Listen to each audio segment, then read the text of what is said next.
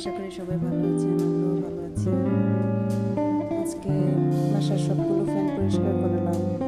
প্রথমে শুকনো কাপড় দিয়ে মুছে, তারপর আবার পাউডার দিয়ে ভিজে পানি দিয়ে মুছে, তারপর আবার ভালো পানি দিয়ে মুছে পরিষ্কার করে নিয়েছি।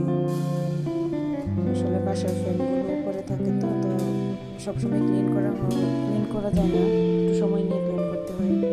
আর অনেক সময় নিজে নিজে ক্লিনও করা যায় না, উপরে বেঞ্চ দিয়ে তারপর ক্লিন করা লাগে।